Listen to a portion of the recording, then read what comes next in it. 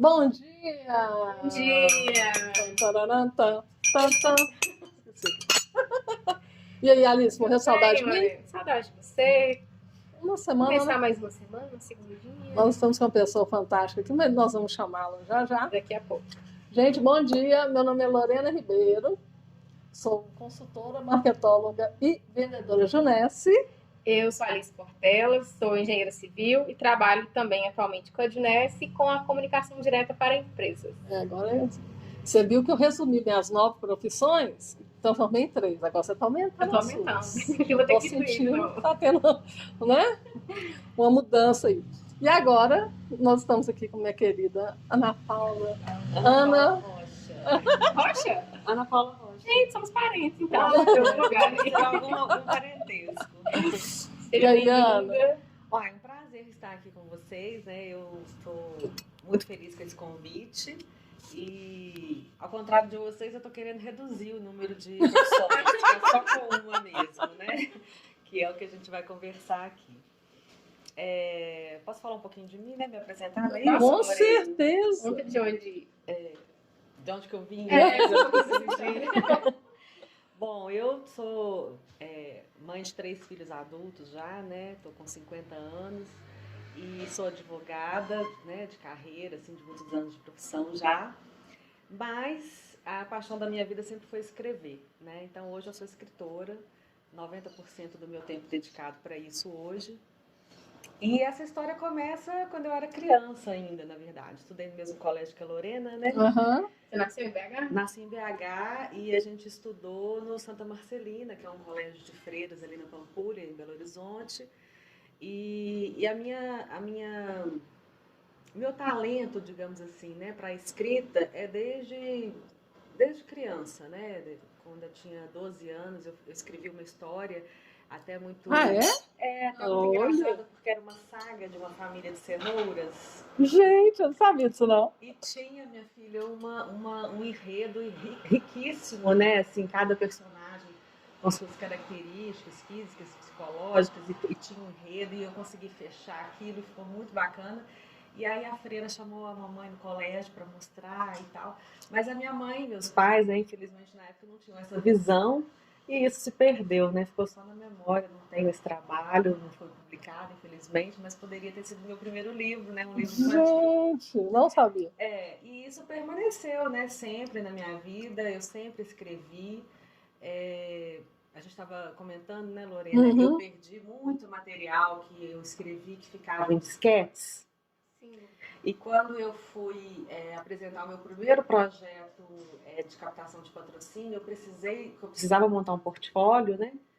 E eu fui atrás e não tinha nada. Produzir tudo do zero e tal, mas enfim, são coisas que a tecnologia nos ensina, né? De ter aí tudo armazenado de uma outra forma, e é isso que aconteceu. Mas, assim, falar um pouco da minha vida, eu casei muito nova, muito jovem, né? Assim, para os parâmetros de hoje, digamos assim, né? Foram com quantos anos? Eu casei com 19 anos. Foi 19? Com meu primeiro namorado. Isso. Eu lembro de você namorando com ele. Namorei a vida toda, né? Dos 13 aos 19. Você namora novinha. Ela era bem nova. 13 aos 19. Aí eu tive o Maurício, né, que é meu primeiro filho, com 20 anos. Hoje ele está com 30 anos, casado, mora em São Paulo, advogado também. A minha segunda filha, Ana Luísa, tem 29 anos, é engenheira química também, já casada, mora em Campinas. E a minha filha caçula tem 27 anos, é engenheira civil, com mestrado já. E ela está solteira, então eu moro com ela no Rio de Janeiro, em Ipanema. Coisa chata. Meu sonho, gente, é morar em Beira-Mar. Olha, muito bom. Tem um lado ruim, assim, muita umidade, a maresia, estraga roupa, umas coisinhas assim, mas eu acho que compensa. O saldo é positivo. O saldo é positivo. Eu nunca te imaginei morando assim, à Beira-Mar. No dia que eu vi que você estava morando no Rio, lá nas vídeos, você falou assim, Lorena, eu moro no Rio. Eu falei, hã? Coisa maravilhosa é essa? Eu estava morando na Barra, né, quando você falou, mas lá bem mais tranquilo e tal. Agora que a gente foi para Ipanema, eu ainda não sei se eu vou achar tão bacana. Vamos ver, vamos experimentar. Mas esses dias eu estou aqui em Belo Horizonte por causa de questões profissionais, né, ligadas mais à área de advocacia. E porque eu vou lançar o livro, meu primeiro livro, né, de prosa poética, dia 9 de junho. Uhum. Né, então a gente vai falar um pouquinho pouquinho dele também. E aí, bom, continuando aqui um pouquinho a história, com 24 anos eu já tinha meus 3 filhos. Separei muito nova também, aos 26 anos, porque, obviamente, eu conheço casos assim que deram certo, mas você namorar com a mesma pessoa desde os 13, casar aos 19, né, a chance de dar errado é grande, né? Então, infelizmente, né, eu me divorciei, mas hoje isso é uma coisa que é muito natural, acontece com muita gente. E aí eu passei a ter como foco principal, né, a criação dos meus filhos, né? São 3 projetos que eu precisava que eles dessem certo para eu poder viver em paz. E graças a Deus hoje são 3 criaturas assim maravilhosas, 3 adultos responsáveis, autônomos, independentes. Então, quando foi em 2017, eu dei uma virada na chave. Falei, agora eu vou escrever, né? Eles não dependiam mais de mim. Profissionalmente eu já estava estável, né? Despesas com eles também não tenho mais, né? Então o dinheiro começa a sobrar mais pra gente. E aí eu falei assim, bom, eu vou começar a abrir espaço na minha agenda para a literatura e diminuir para a advocacia. E tem aquele lance assim de que horas que a gente funciona melhor por causa do relógio biológico e tal. Eu sou de manhã. Então eu de manhã eu levanto, eu treino, faço meu treino e a primeira coisa que eu faço é a literatura.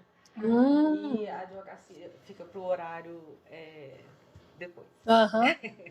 Ó, Ana, eu lembro uma vez que você falou assim com a gente, eu tenho que dormir meu sono da beleza. Nunca vou esquecer disso. A gente estava numa festa daquelas de fim de ano do colégio. Eu durmo cedo, Aí eu falei, como assim, gente? Sono da beleza? Eu só durmo de madrugada, tá acabando comigo. Eu durmo cedo e acordo cedo. É óbvio, se eu estiver numa festa e tal, eu fico, né? Às vezes tem que tomar um energéticozinho assim e tal, mas eu fico de boa, fico até 5 horas da manhã se precisar. Mas eu estando em casa, eu não consigo ficar acordada. Lá para as 9 horas eu já tô indo. É mesmo? Deixa eu pegar aqui no pessoal. Vou pegar por Mas as levando mãos. também 5, 5h30, 6, Entendi. entendeu? Então, assim, se eu estiver em casa, eu não consigo ficar acordada. Não, com certeza. Dormindo cedo, você vai acordar muito melhor. Nossa, eu lembro quando eu trabalhava na obra. Morava no Ouro Preto e trabalhava na Serra. De sair de casa com o dia amanhecendo. Gente, pra mim tinha coisa mais gostosa. A sensação mais gostosa de você ver o sol, né, nascendo no percurso. Bem gostoso mesmo. Eu levanto naturalmente junto com o sol. Olha. Mas se eu precisar levantar mais cedo, porque eu vou treinar, se eu for treinar 6 horas, eu tenho que fazer o pré-treino 1 hora antes, né? Que é alimentar alguma coisa. Sim. Aí eu levanto assim. Aí levantar no escuro pra mim é difícil. Entendeu? Mas aí eu faço esse esforcinho. Mas assim, o sol levantou e eu acho que já dá. Eu gosto de dormir, inclusive, com as janelas abertas, porque eu gosto de ver que clareou. Eu gosto de saber. E é isso, assim, né? Interessante. E minha vida hoje está sendo dedicada totalmente à literatura, assim, eu ainda tenho minha profissão, tenho outras atividades que eu faço, né? Mas estou com vários projetos ligados à área de literatura e a gente vai caminhar para isso nos próximos 30 anos, né? Eu falo que 50 anos a gente está começando a viver. O resto, o que teve antes foi treino. Estava treinando. Não, gente. Agora... Nós vamos ter que fazer uma live só sobre isso. Agora, né, assim, eu falei com vocês, eu estou numa situação né, meus filhos não dependem mais de mim, profissionalmente, financeiramente, né, dá para levar, né? Não é aquela coisa assim, ninguém tá rico, mas dá para levar e dá para investir, né, nessa carreira literária que é meu sonho e a gente está indo por aí. Gente, muito bacana. Então, deixa eu só entender. Você é filha única? Não, eu tenho uma irmã, Adriana. Tá. E essa questão do direito veio muito por influência dos pais? Não, eu fui a primeira advogada da família, né? Hoje nós somos 4. Meu filho também é advogado, meu sobrinho e uma prima minha mais nova também. Mas eu fui a primeira advogada da família, não teve influência de ninguém. E a literatura você foi descobrindo? A literatura sempre esteve. Teve um período que eu escrevi 2 peças de teatro. Uma chamava O Poeta de Jó e a outra Maria de Magdala. E essa Maria de Magdala foi encenada naquele teatro da praça, ali perto da Faculdade de Direito da UFMG. Sei. E foi uma experiência, assim, na verdade, a gente fez uma ajuda para uma amiga nossa que estava fazendo medicina em escola particular e não conseguia pagar. E a gente fez o espetáculo e ela vendeu para os próprios colegas.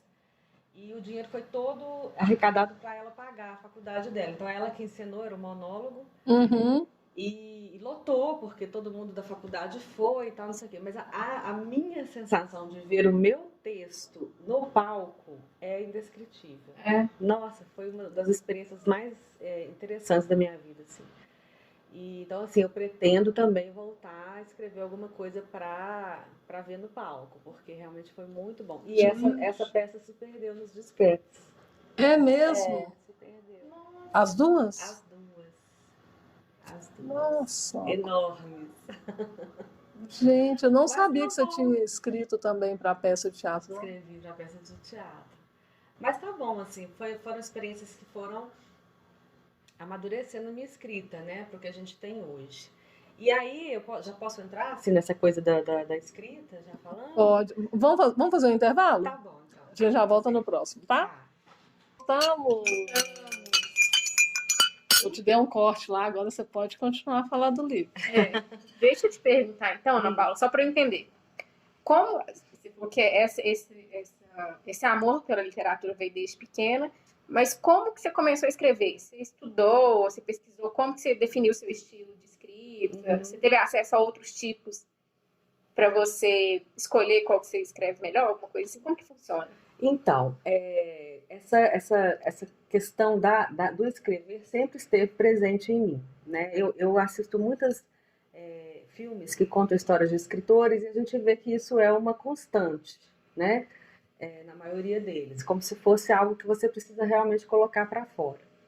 E aí, como que a gente se prepara e começa a escrever ou identifica um estilo, etc. Primeiro através de leitura, né? A gente precisa de ler muito, né? E aí eu procurei, fui em busca, né? Quando eu decidi que eu ia tornar a minha escrita, levá-la de uma forma mais sistemática e profissional, eu comecei a procurar cursos a respeito, né? E a Faculdade de Letras, por exemplo, não é o ideal, porque ali você forma professores, você forma críticos literários, mas para o escritor não é no meu ponto de vista, não era o que eu gostaria, porque eu acho que até bloqueia o escritor, porque ele fica se comparando com aqueles autores todos, né, que estão sendo ali esmiuçados, né, no curso de letras.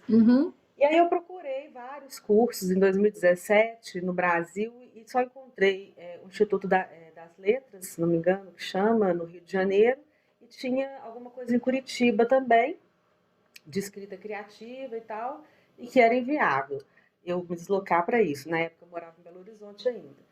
Só que com a pandemia, que trouxe muita coisa negativa, mas também trouxe oportunidades para quem soube enxergar, esses cursos se tornaram todos online, né?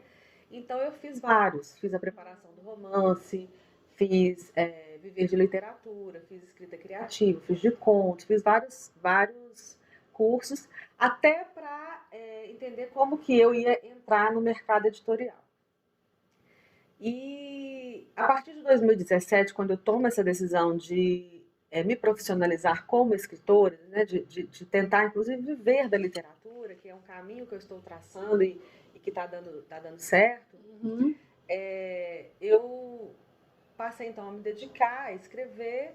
E a questão do estilo, que você falou assim, né, a questão do processo criativo, foi muito interessante porque eu estava escrevendo, ainda estou escrevendo, um romance que chama A Ilha de Tai, e que é uma viagem ao inconsciente humano. A gente pode falar um pouquinho mais dele no outro bloco.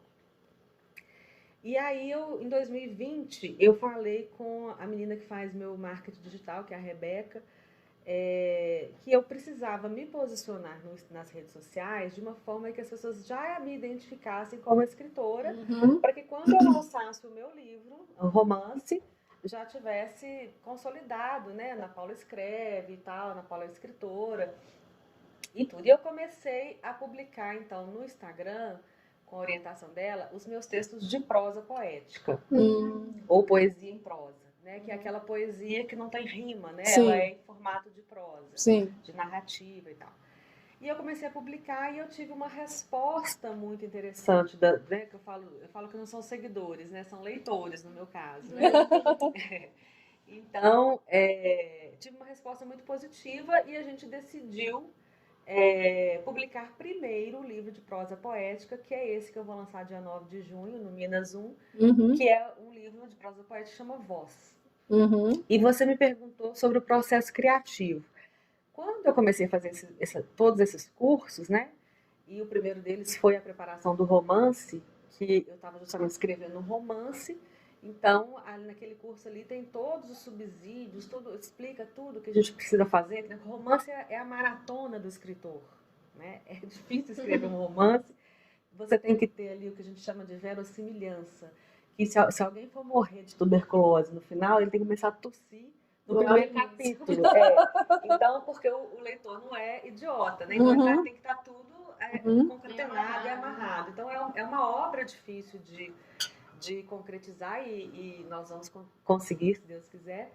Só que quando eu me deparei com esses cursos e com os métodos e o que faz primeiro e o arco, construir o arco dos personagens, isso e aquilo, isso me travou um pouco. Porque o meu processo criativo, e eu depois fui identificando isso, ele é mais assim, ele vai. Eu não consigo assim, planejar demais, sabe? Vão ser tantos capítulos, nesse capítulo eu vou falar isso, nesse capítulo eu vou falar aquilo. Não, eu vou escrevendo. E de uma certa forma, eu não sei porquê, eu consigo ir amarrando. É óbvio que depois você faz uma revisão e tal. Eu lembrei na época, e aí isso me travou. Não conseguia escrever porque eu tinha que fazer do jeito que o professor lá tinha explicado que fazia. E aí eu não conseguia fazer, entendeu? E aí eu lembrei que quando eu estudei arquitetura, que eu estudei antes de fazer direito. Ah, é? Menina, não sabia disso. Eu estudei Esse eu não sabia, Eu não. estudei arquitetura na UFMG e tinha uma matéria lá chamada composição tridimensional. A gente tinha aquelas pranchetas e tal, e aí ele entregou, 2 vezes aconteceu isso, eu lembrei disso.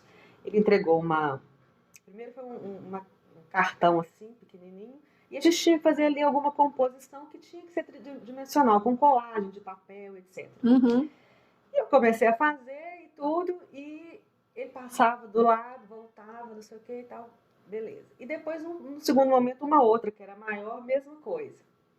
E esse professor falou depois que passava pela minha mesa e falava assim, ela não vai conseguir terminar. Porque ele via que eu não tinha planejado nada, eu saí fazendo, né?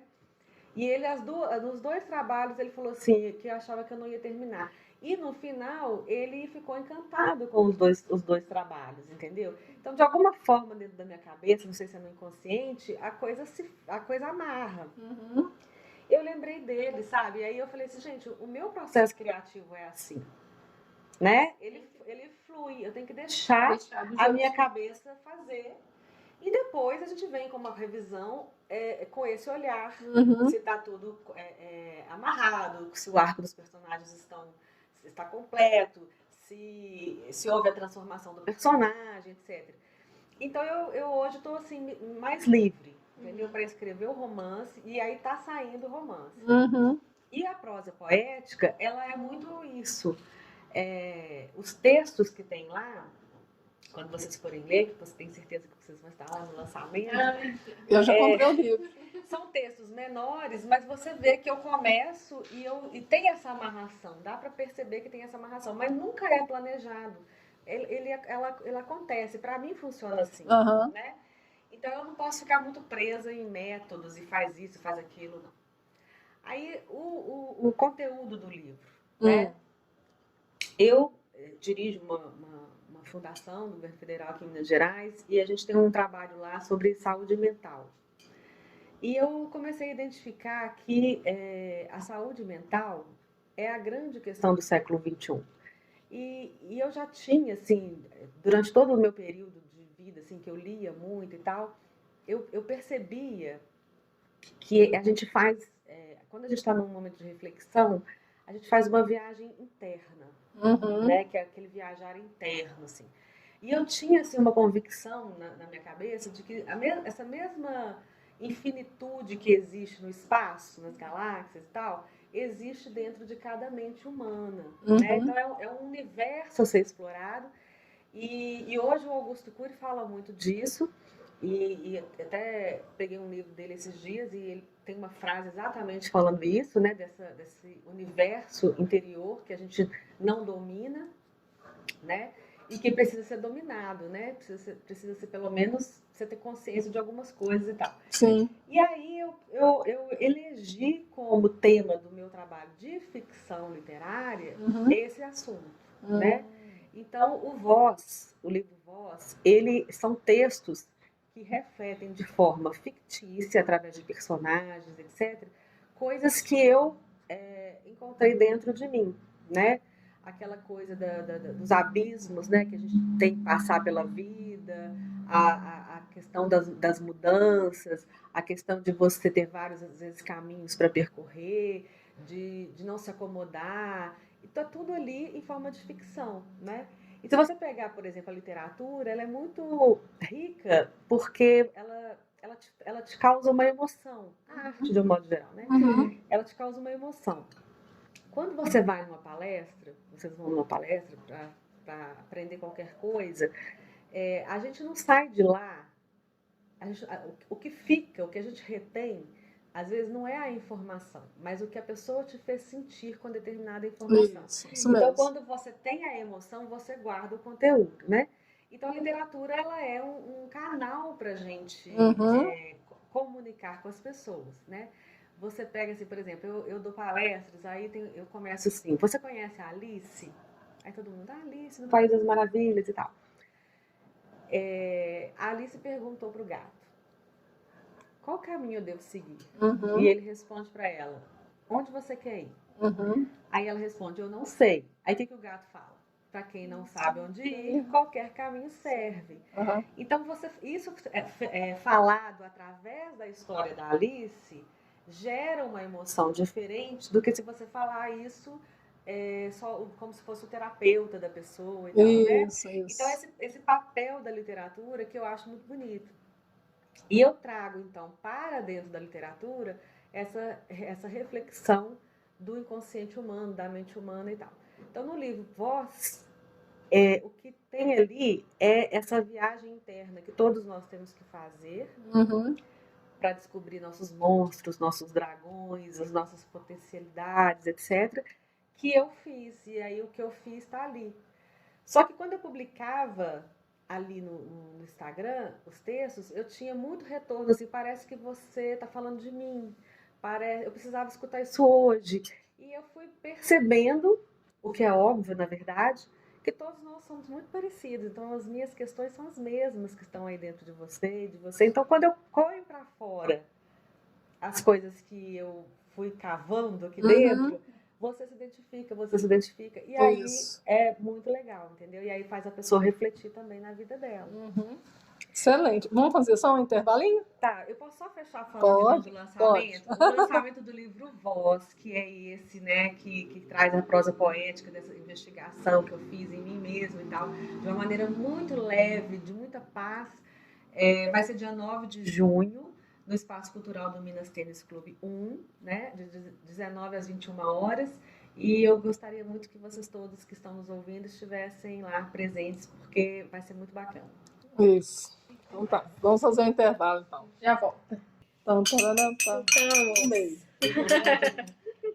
Essa coisa de não ter essa sair da estamos na regra. liberdade criativa, né? No Hoje processo liberdade, criativo. exatamente. Ó, eu fiz um processo de autoconhecimento com a metodologia DISC, com a Silene Noman. Não.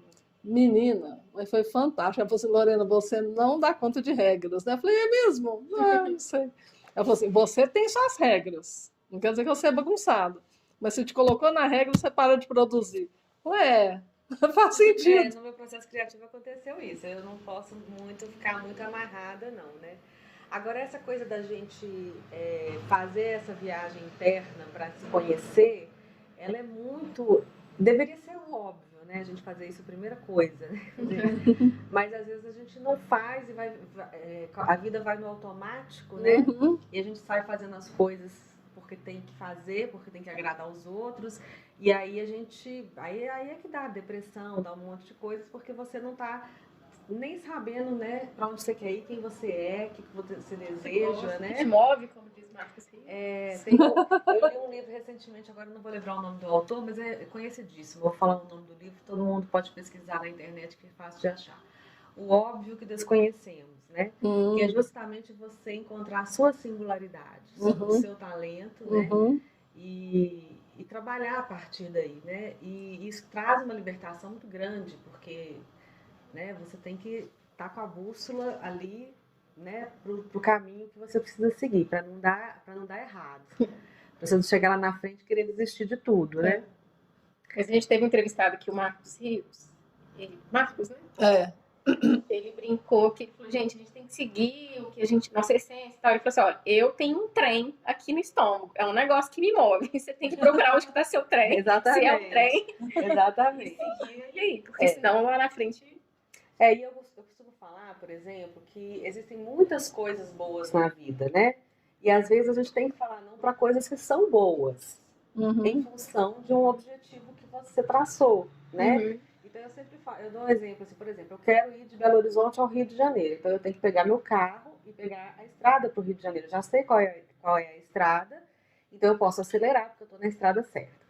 Mas aí eu passo ali perto da entrada para Ouro Preto e penso assim, Ouro Preto é tão bonito, vou dar uma passeada lá em Ouro Preto. É ruim? Não é ruim, é muito bom passear em Ouro Preto. Sim. Mas vai te atrasar. Uhum. A questão é o seguinte, você tem que identificar quais são as suas prioridades. Não tem problema eu atrasar meia hora ou uma hora, não, vou passar em Ouro Preto sim. Não, eu quero chegar no Rio quanto antes, então não vou passar em Ouro Preto. Tudo bem se essa escolha for consciente, entendeu? Não pode você, tipo, aquela música do Zeca Pagodinho, deixa a vida te levar, não que dá. aí o negócio fica ruim, né? Mas o importante é você estar na estrada certa e às vezes você vai ter que falar não. Porque tá bem, parei em Ouro Preto, mas aí daqui a pouco eu quero parar em Congonhas, depois quero parar não sei onde, não vou chegar nunca no meu objetivo, né? E o legal é que a gente tá numa geração que a gente ganhou um grande presente, que é a longevidade, né? Então hoje eu falo para todo mundo, não importa quantos anos você tem, você pode começar, porque vai ter tempo para fazer, né? E graças a Deus, e isso é muito legal.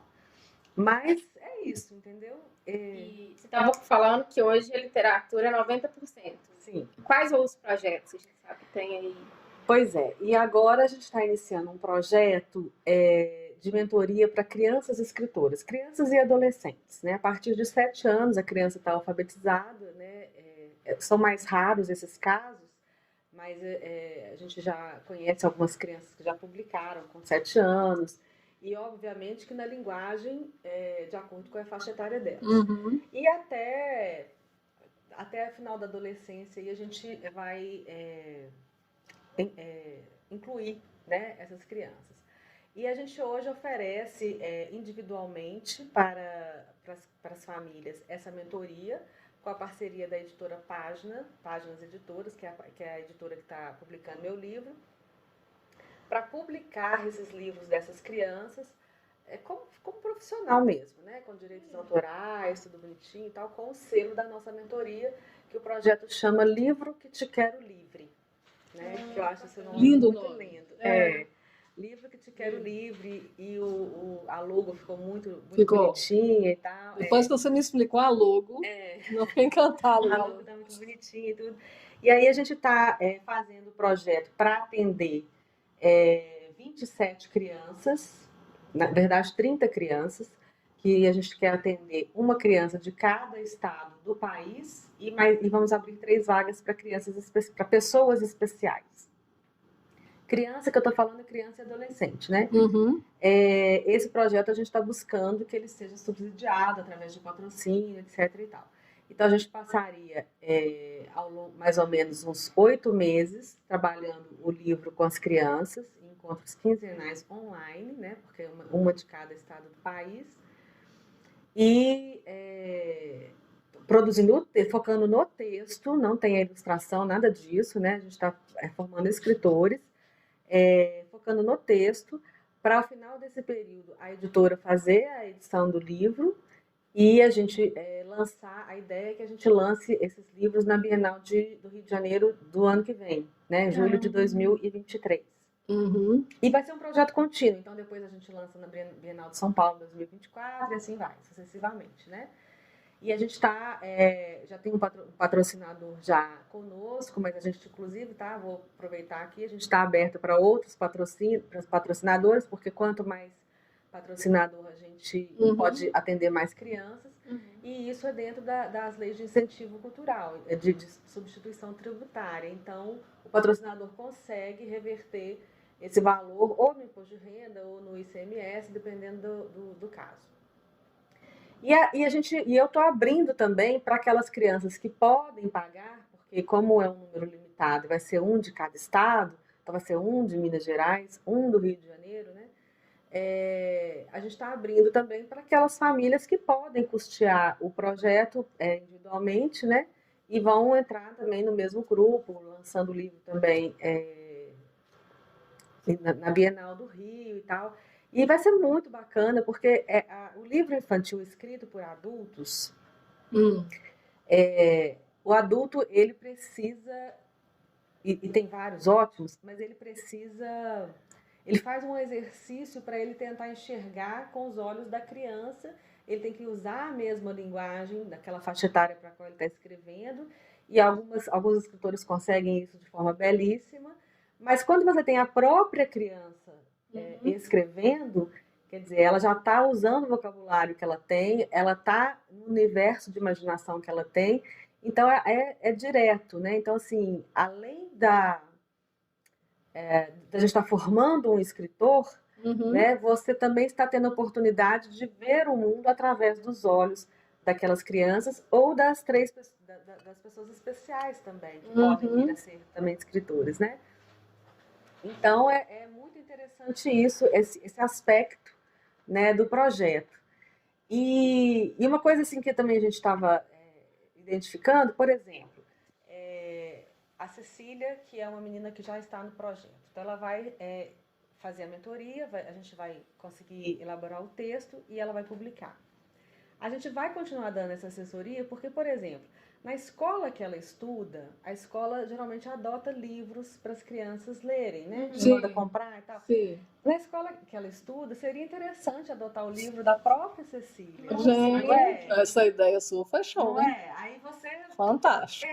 Você gera ali uma relação das crianças lendo o texto da Cecília, né, sendo escritora, vendendo os livrinhos dela e tal. E isso hoje a profissão de escritor, ela é muito mais fácil de levar, porque você tem várias áreas que você pode atuar, inclusive de roteirista de jogos digitais, né, que é uma demanda hoje, e poucas pessoas sabem escrever, gente. Nossa, peraí, roteirista de jogos digitais? Os jogos digitais precisam de roteirista. O Miguel vai cair nesse negócio aí, gente. Porque ele escreve super-heróis o tempo inteiro. Exatamente. Então, assim, o campo, né, para o escritor hoje, ele é muito, muito mais vasto. É mais fácil publicar, porque existem as plataformas que você pode publicar de forma independente. Então, assim, tem muita coisa nova, né? E está havendo também uma revolução que as pessoas estão lendo mais no Brasil. Graças a Deus esse momento chegou, né? Então, eu acho que hoje é uma profissão que deve estar no leque de opções das pessoas que tem esse dom, que tem esse talento, que faz isso de uma forma mais tranquila, né? Porque aquilo que a gente tem um talento, a gente tem que trabalhar para aperfeiçoar. Isso. Mas a gente vai mais fácil do que quem tem um outro tipo de talento, né? Por isso cada um tem que saber qual que é o seu caminho. Perfeito. Estou imaginando que vai ser uma troca incrível, né? Imagina as crianças do país inteiro conversando, trocando ideia nessas reuniões. Sim, imagina assim, a mentoria vai ser individual, mas vão ter as reuniões com todos, né? Para eles se conhecerem. E imagina essas crianças chegando no Rio de Janeiro, né, ficando no mesmo hotel e depois o stand todo personalizado só para esse projeto, né, com as crianças lá, né, lançando na Bienal do Rio, muito bacana, né? Eu fico muito empolgada quando eu falo desse projeto. Ai, E está tendo fantástico. uma aceitação muito grande. Então, assim, já temos um patrocinador para poder atender as 27 crianças, mas aquelas pessoas que se sentirem tocadas por esse projeto e quiserem também patrocinar, no final a gente dá o contato, né? Sim. Podem me procurar porque a gente pode ampliar, né, esse número de crianças atendidas, que vai ser muito legal. Não, fantástico. Vamos fazer um intervalinho? Vamos. Voltamos daqui a pouco. Voltamos. Ai, gente. Eu adoro esse tema, né? Eu Nossa. gosto muito de escrever. E eu lembro quando eu fiz o TCC, meu professor falava assim... Eu escrevia muito. Aí ele falava assim, de onde você tirou isso? Ó, isso, eu fiz um curso que falou isso, eu fiz uma palestra, participei de uma palestra assim, aí eu concluí nisso. Tudo. Ele falava assim, você não pode concluir nada no seu TCC, você vai ter que achar alguém que falou isso antes de você e falar que a ideia dele. E ele saiu cortando, tirei isso, eu falei, gente. Ele falou, ali seria tão bom se metade dos alunos da engenharia fosse assim, porque é uma dificuldade de escrever, todo mundo pensa muito, calcula muito bem, mas na hora de transferir aquilo para o texto é uma luta incansável. Eu tenho um amigo, muito amigo nosso, Max. Você conhece? Irmão da Cíntia Magalhães? O Max? O Max, irmão da Cíntia. Lembra? Nossa, lembro. Ele falou comigo assim, ele tem doutorado em engenharia, etc., fora do Brasil, pós-doutorado, enfim. Ele fala comigo assim, eu tenho que ler meus textos mais ou menos umas 10 vezes para entender o que eu estou falando. Porque a gente usa muita metáfora, na prosa poética, no caso, né? Não é no romance. Mas você sabe que é uma coisa interessante que eu descobri, que à medida que a humanidade está avançando, né, assim, na história mesmo da humanidade, o Homo sapiens, né, ele vai ficando cada vez mais abstrato. Ele consegue entender conceitos abstratos. Se você for numa tribo, sei lá, de esquimó, que está isolada, não sei aonde e tal, e mostrar, por exemplo, esse copo, né? Ele não consegue identificar que isso aqui é um círculo, porque isso é uma abstração. O círculo é uma abstração. E a gente está ficando cada vez mais sofisticado nessa capacidade da abstração. Então, por isso a gente consegue entender os textos que falam através de metáforas, de figuras de linguagem e tal. É bem legal isso. E outra coisa que eu queria ter falado do outro bloco também, vou falar rapidinho, é a questão da mulher escritora, né? Sim. Até pouco tempo atrás, eu falo assim, de 20 anos para cá, da autora do Harry Potter, ela mesma publicou os livros dela só com as iniciais. Isso. Por quê? Porque existia, e eu acho que ainda existe, a última fronteira, sabe? É como se mulher não servisse para ser poeta, não servisse para ser escritora, não servisse para ser intelectual. Então ela publicou com as iniciais para ninguém saber que ela era mulher. Isso mesmo. A Mary Shelley também, que escreveu Frankenstein, ela publicou com o nome de homem também. Né? E aí quando você vai nesses cursos que eu te falei que ensinam, né, a questão dos 8 pontos narrativos, 12 pontos narrativos, a jornada do herói, enfim, várias coisas. Essa é uma construção que os teóricos, os estudiosos viram que tem quase todas as obras. Mas são quase todas essas obras escritas por homens. Então, eu me sinto ainda mais livre para escrever do meu jeito, porque eu não sei se o jeito de escrever da mulher tem que ser esse, né? Que foi estabelecido e tal. Então, essa é só uma coisa aí que eu tô com ela na cabeça e vou deixar escrever livremente o meu próximo projeto. Pois é. Então, já aproveita para contar pra gente os próximos projetos. O próximo projeto que já está sendo escrito é o romance, né? É uma trilogia, na verdade, que já tem os nomes provisórios, né? O primeiro volume é A Ilha de Tai, eu vou explicar por quê. O segundo volume é Terra de Palmer e o terceiro, O Ciclo da Alma. É uma viagem, é uma metáfora de uma viagem ao inconsciente humano, né? Então, a Ilha de Tai é como se fosse a mente humana. E eu criei uma cidade fictícia, olha, né, ao sul de Ushuaia, olha que legal. Próximo da Antártida, ali onde as águas do Atlântico se encontram com as águas do Pacífico, né? Que dá até uma linhazinha, assim, que elas são de cores diferentes e tal. Então tem toda uma magia ali, né? Assim, você vai criando elementos assim, Uhum. de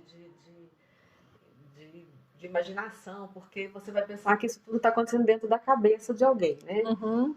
Então é a mente humana ali.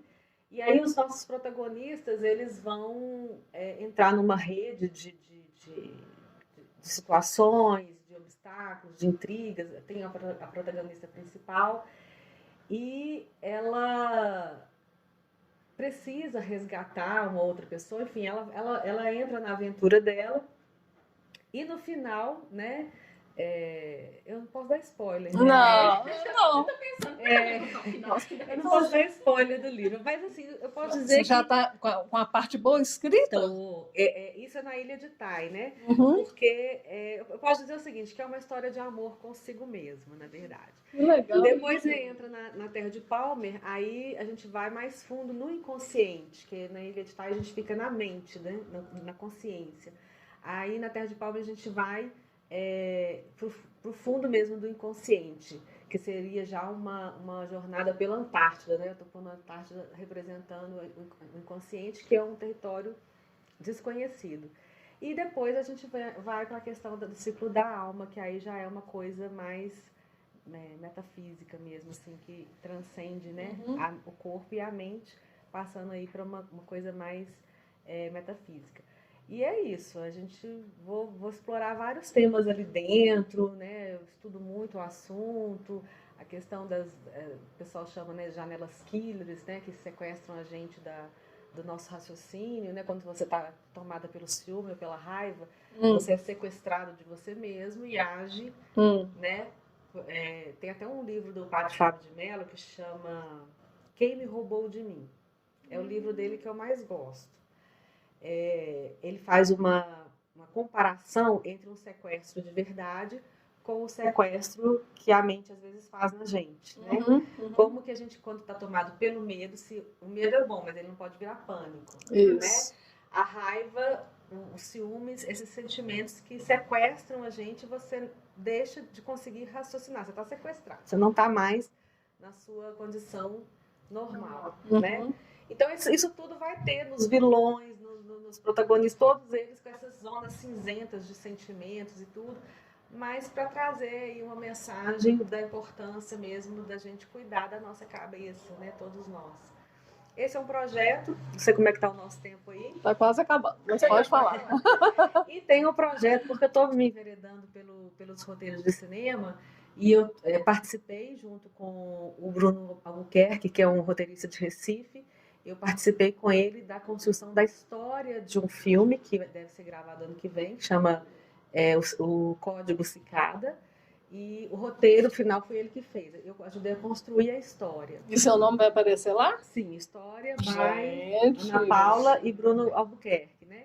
E o roteiro mesmo eu fiz, mas é um roteiro adaptado de um filme também que, se Deus quiser, vai sair do papel, que é O Menino e o Sonho, do Vitor Rocha. E eu fiz o roteiro, a primeira versão já do roteiro, né? Mas são várias. Também, se Deus quiser, para o ano que vem. Aí é bem legal. Gente, eu tenho uma amiga que vai ser o quê? Se Deus quiser, minha filha. Tem que sair do papel o filme, né? Cinema no Brasil é muito difícil. Mas o roteiro tá pronto. Assim, tá pronto não. Primeiro argumento. Essa parte já está encaminhada. O primeiro tratamento, né? Que a gente Mas faz. olha só o tanto de evolução nos 5 anos. 5 anos de muita evolução. Que isso? Muita dedicação. Fantástico. Caindo, errando, acertando, passando pela situação de falar que o roteiro não estava bom, tendo que fazer de novo, sabe? Não é, a gente fala assim, né? O processo ele não é linear e ele não é fácil. Por isso que a gente tem que saber o que a gente quer. Porque quando a gente sabe o que a gente quer, a gente levanta, a gente continua, a gente ajusta, a gente vai, né? Senão a gente desiste, porque tudo é difícil, não é fácil, né? Nossa, fantástico. Adorei. Ai, que bom que vocês gostaram. Não tinha nem noção que você já estava, assim, o romance são 3 livros. Não, é uma trilogia. Olha que fantástico. Eu estou esperando o primeiro. É a maratona do escritor. Eu quero terminar o primeiro volume no final desse ano. Mas, normalmente, a gente demora 1 ano e meio, 2, para escrever uma proposta dessa que eu tô, né? Mas Clarice Lispector uma vez sumiu uma semana e voltou com um livro, né? Então, vamos ver o que vai dar. Quero terminar ele até dezembro, se Deus quiser. Pois é. Terminou, né? Gente.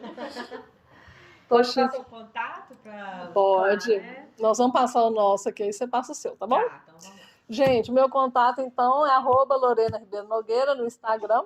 Meu telefone é 319-8749-0181. O meu é @Alice Portela Rocha, o telefone é 319-8857-5696. Eu acho que vou passar só o Instagram para ficar mais fácil, né?